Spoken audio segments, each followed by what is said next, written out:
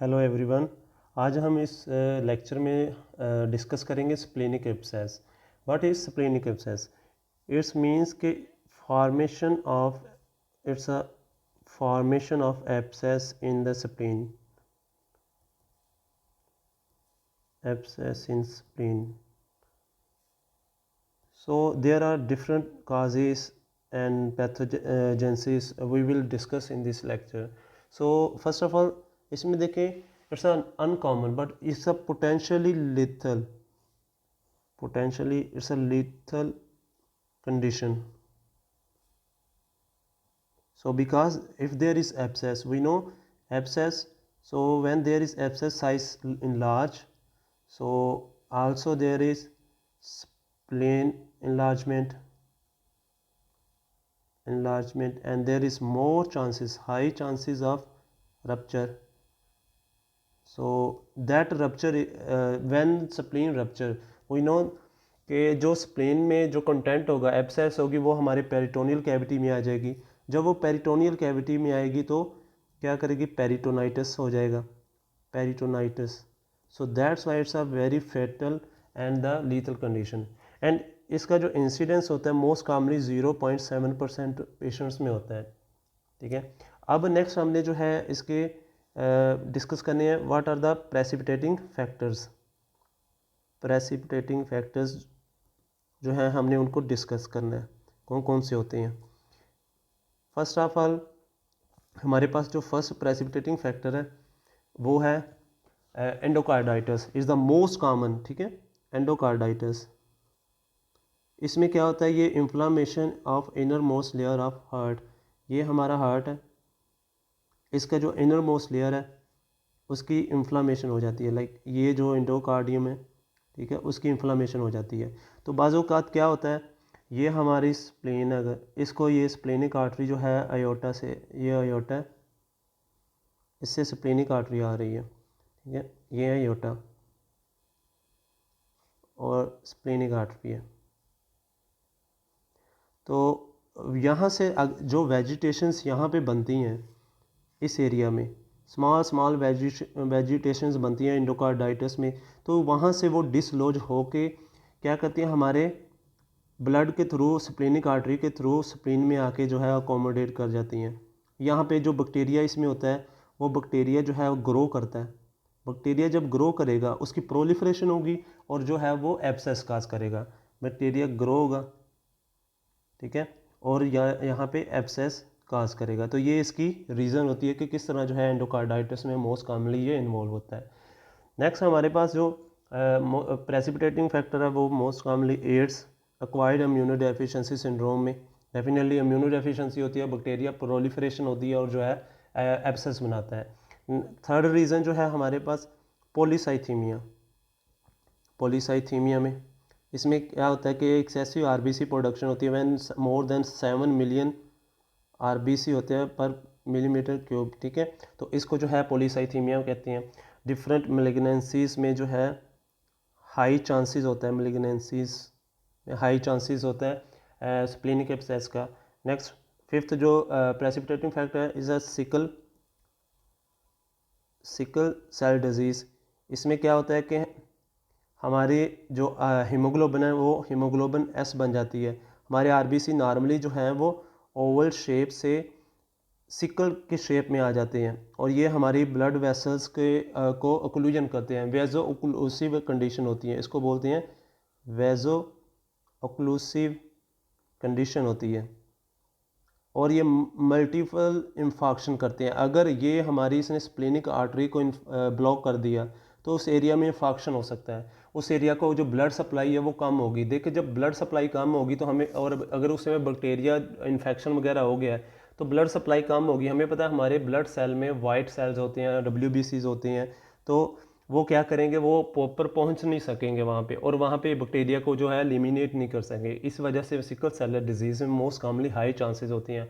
और इसलिए, और इसके अलावा भी सिकल सेल डिजीज़ में मोस्ट कॉमनली जो हमारे आरबीसी डिस्ट्रॉय होते हैं वो सारे कोमुलेट हो जाते हैं हमारे स्प्लीन में, और इसलिए most commonly pre disposing factor होता है कि स्प्लेनिक एब्सेस हो वहाँ पे। देन जो सिक्स रीज़न है हमारे स्प्लेनिक एब्सेस का वो है splenic vein thrombosis.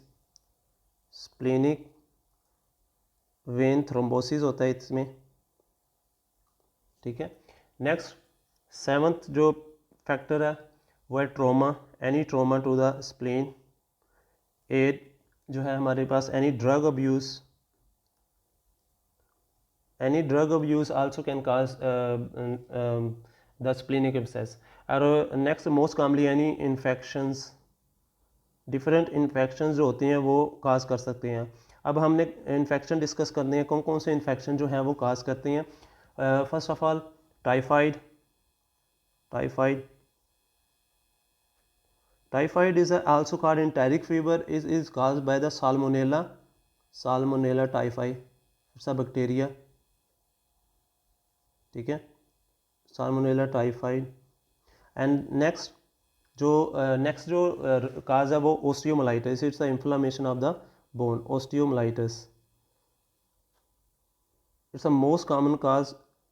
Staph aureus वो इन्फेक्शन काज कर सकता है। नेक्स्ट जो काज है प्यूपरल सेप्सिस, मीन्स के डिलीवरी के बाद जो है वो एब्सेस वगैरह इन्फेक्शन हो गया, तो उसमें मोस्ट कॉमनली ये हो सकता है, स्प्लेनिक एब्सेस हो सकती है।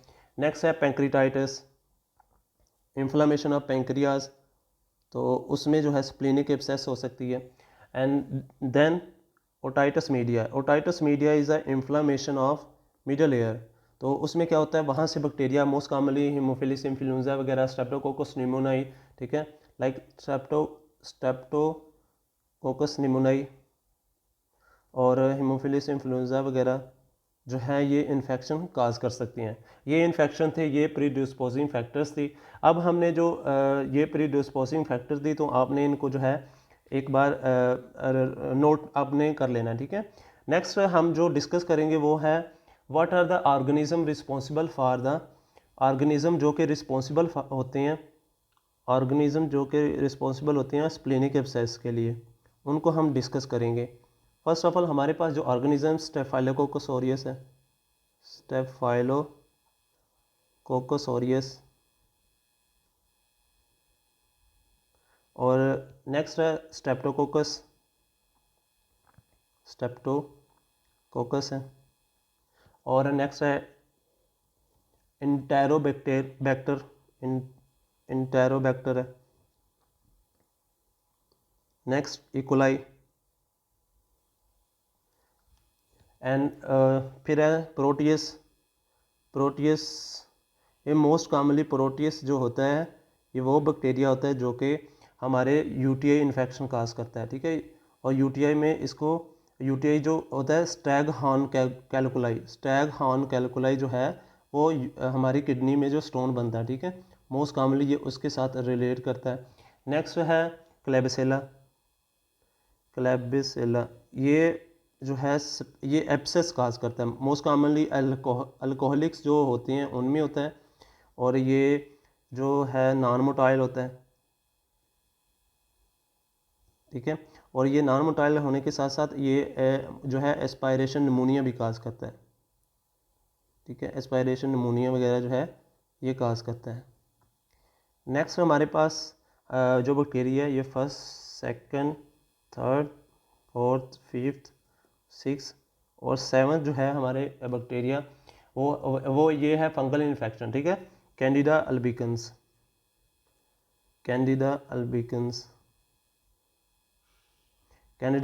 का इन्फेक्शन हो सकता है। नेक्स्ट है माइकोबैक्टीरियम ट्यूबरकुलोसिस जो होता है ये एक एसिड फास्ट बैक्टीरिया होता है। माइकोबैक्टीरियम ट्यूबरकुलोसिस एसिड AFB जो होता है फास्ट बैक्टीरिया होता है, ये क्या काज करता है, ये पल्मोनरी इन्फेक्शन करता है, TB काज करता है, ठीक है। ये मोस्ट कॉमनली जो होता है अपने इसको याद रखना है, ये डेवलपिंग कंट्रीज़ में होता है, मींस कि हमारे जो कंट्रीज़ हैं उनमें होता है, डेवलपिंग कंट्रीज़ में होता है। तो ये इसके पैथोजेंसिस थे, ठीक है, ऑर्गेनिज्म थे और जो कि मोस्ट कॉमनली ये इन्फेक्शन काज करते हैं। Staphylococcus aureus, Streptococcus, Enterobacter, E coli, Proteus, Klebsiella, Candida albicans, Mycobacterium, ठीक है, ये सारे इन्फेक्शन जो थे काज हो सकते हैं। अब नेक्स्ट हमने जो डिस्कस करना है इसकी what are the clinical features. हमने क्लिनिकल फीचर अब डिस्कस करने हैं कि कौन कौन से हैं इसमें क्लिनिकल फीचर्स हैं। तो उसको हम सबसे पहले हमारे पास जो है क्लिनिकल फीचर्स में फीवर, डेफिनेटली वहाँ पे इन्फेक्शन हुआ है तो फीवर होगा, ठीक है, हाई ग्रेड फीवर होगा, maybe there is chills, rigors, like shake होती है बॉडी जो है वो आपकी कामती है। और नेक्स्ट जो है वो pain in left hypochondrium, pain होगा इन लेफ्ट हाइपोकॉन्ड्रियम, डेफिनेटली जो है हमारी स्प्लेन जो होती है वो लेफ्ट हाइपोकॉन्ड्रियम में होती है, तो इस वजह से जो है वो मोस्ट कॉमनली पेन होगी लेफ्ट हाइपोकॉन्ड्रियम में। थर्ड जो रीज़न है इसकी, pen in the left side of the chest, pen in left side of chest. और फोर्थ जो रीज़न है इस लेफ़्ट साइड प्लूरल एफ्यूजन हो सकती है, कि जो लेफ़्ट साइड है वो प्लूरल एफ्यूजन हो सकती है। देखें इसमें प्लूरल एफ्यूजन का जो मैकेनिज़्म है मैं आपको बताता हूँ। ये है हमारे पास डायाफ्राम, हमारा डायाफ्राम है, ठीक है, ये डायाफ्राम है। तो इसमें बिल्कुल जो स्प्लीन होती है इस एरिया में होती है। अगर यहाँ पे इसमें एब्सेस है, ठीक है, अगर ये ऐसे रप्चर कर जाए, ठीक है, तो ये ऊपर को इस को इरिटेट करेगी। और हमें पता है कि ऊपर जो है हमारे इस एरिया में, इस एरिया में हमारे लंग्स होते हैं, ये हमारे लंग्स हैं, ठीक है। और ये अगर इसको रप्चर कर जाए तो ये ऊपर इरिटेट करेगी, डायाफ्राम से जो है ऊपर को यहाँ पे मूव करेगी। तो जो हमारे जो है वो प्लूरल एफ्यूजन हो सकती है, हमारे जो पेरिटोनियल हमारी प्लूरल कैविटी हो उसमें जाके ये एम्पाइमा हो सकता है, ठीक है। तो इसको जो है बोलते हैं, ये इसका ये रीज़न होता है क्योंकि लेफ़्ट साइड पे हमारा स्प्लीन होती है। नेक्स्ट है spleen with when palpable is tender,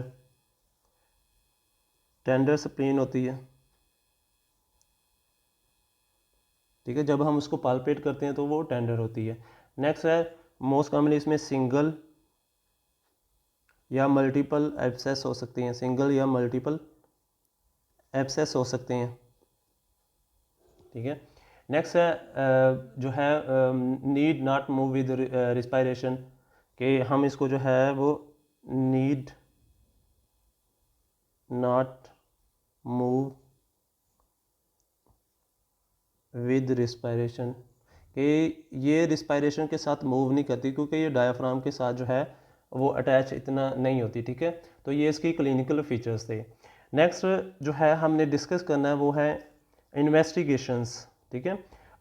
एक बार क्लिनिकल फीचर्स को रिपीट कर लें कि कौन से होते हैं। हाई फीवर होता है like chills, rigor, pain in the होती है लेफ्ट हाइपोकॉन्ड्रियम में, पेन होती है लेफ्ट साइड ऑफ चेस्ट में, एंड लेफ्ट साइड जो होती है वो प्लूरल एफ्यूजन हो सकती है। टेंडर स्प्लीन है, सिंगल और मल्टीपल एब्सेस हो सकती हैं। नेक्स्ट है जो है वो ये रिस्पायरेशन के साथ मूव नहीं करती।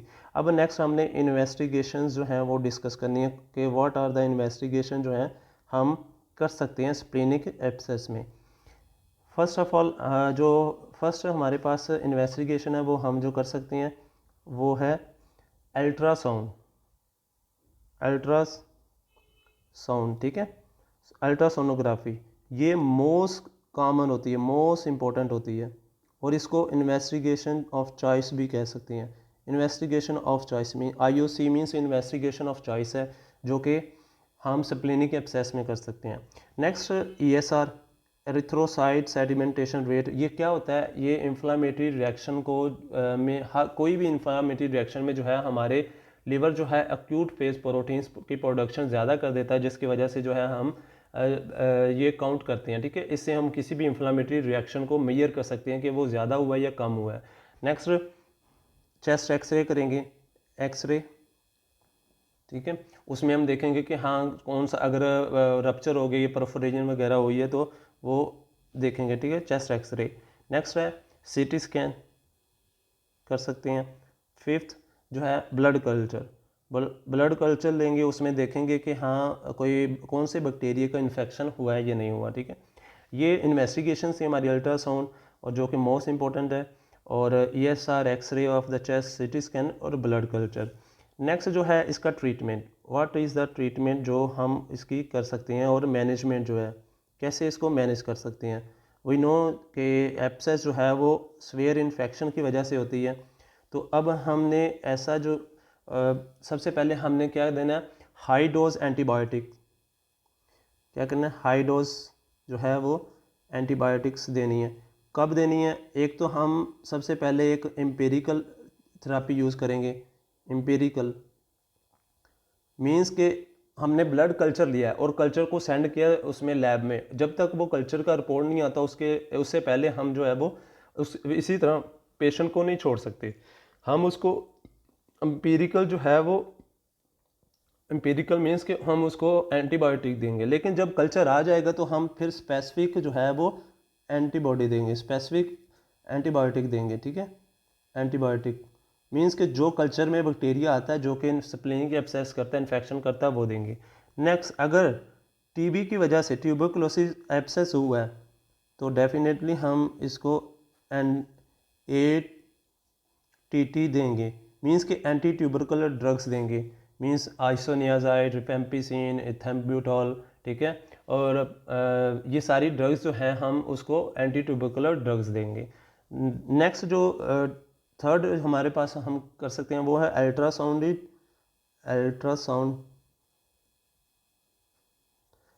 या CT scan. CT scan guided जो है हम एस्पायरेशन कर सकते हैं। ठीक है, हम जो एब्सेस होती है उसको एस्पायरेट करते हैं, हम उसको वहाँ से निकालते हैं। देन फोर्थ हमारे पास जो लास्ट हम इसकी ट्रीटमेंट कर सकते हैं वो है स्प्लीनेक्टोमी कर सकते हैं। स्प्लीनेक्टोमी लाइक हम उसको स्प्लीन को रिमूव कर देते हैं। तो ये इसकी ट्रीटमेंट में first high dose antibiotics, empirical या स्पेसिफिक जब कल्चर आ जाए। ठीक है, कल्चर जब आ जाए तो स्पेसिफिक एंटीबायोटिक देती हैं। देन टीबी एब्सेस है स्प्लीन में देन एंटी ट्यूबरकुलर ड्रग्स देंगे। अल्ट्रासाउंड या CT गाइडेड जो है वो एस्पायरेशन करेंगे। नेक्स्ट जो है हम स्प्लीनेक्टोमी करेंगे। तो ये हमारी स्प्लीनिक एब्सेस थी। Thank you so much.